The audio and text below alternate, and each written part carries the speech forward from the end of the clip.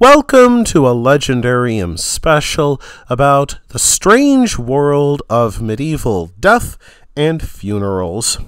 As Benjamin Franklin famously said, there are two certainties in life, death and taxes.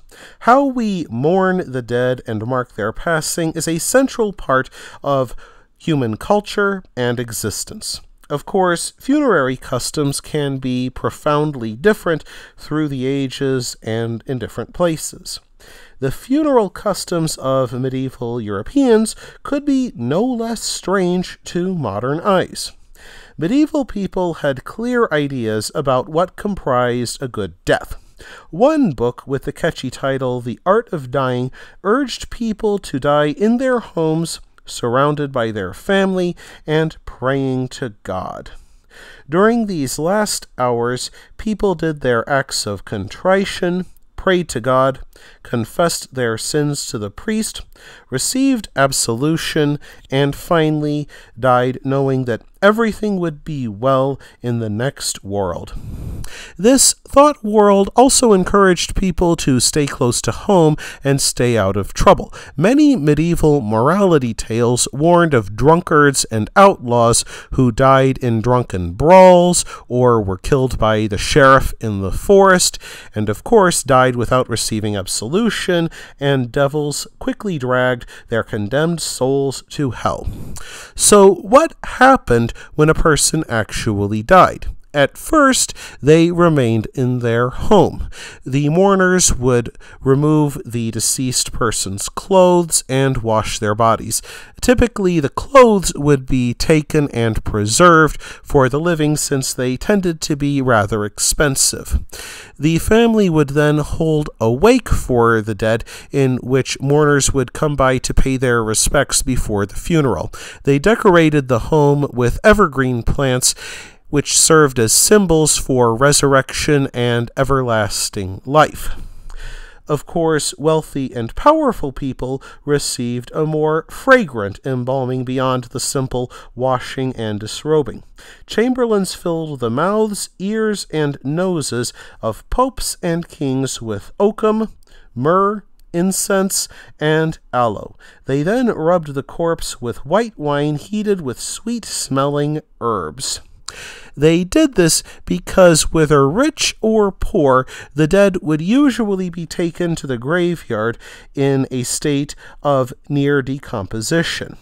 Because of that, people in funeral processions often carried sprigs of rosemary and cast them onto the coffin before burial, much as roses are today.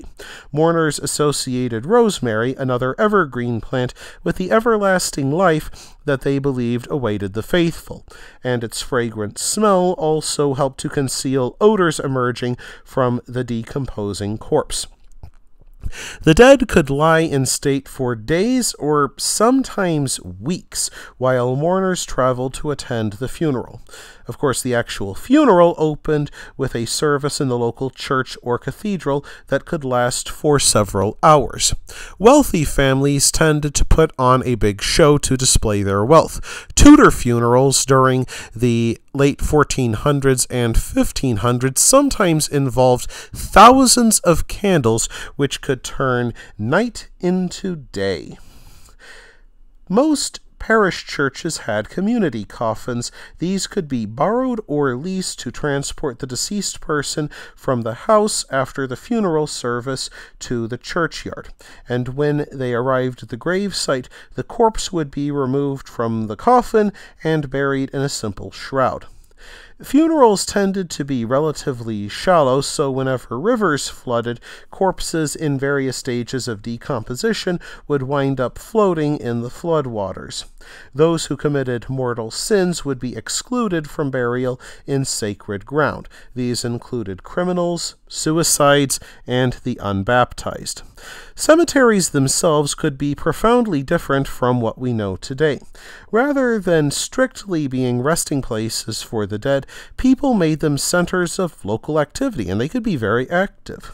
Within its boundaries, medieval people held local elections, trials, sermons, and theater plays in cemeteries. Prostitutes operated within the cemetery grounds by night, and since graveyards belonged to the church, they could not be taxed, so small merchants often set up their stalls in cemeteries to save a little cash. Indeed, the living did not believe themselves alone in the graveyard. Numerous stories preserved by medieval chroniclers tell of the dead rising from their graves.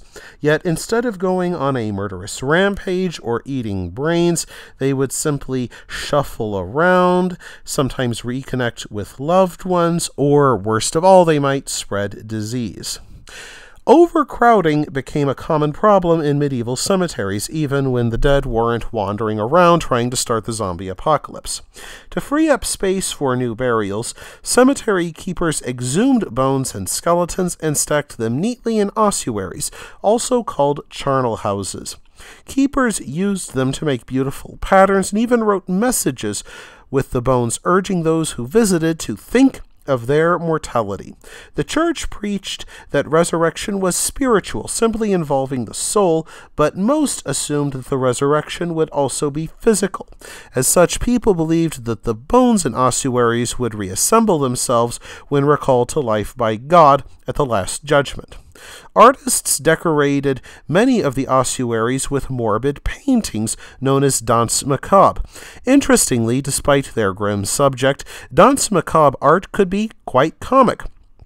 Nuns are caught in indecent acts with their lovers, doctors are portrayed observing vials of their own urine, and are challenged by mocking skeletons to cure their own death if they One even portrayed death in a kindly light.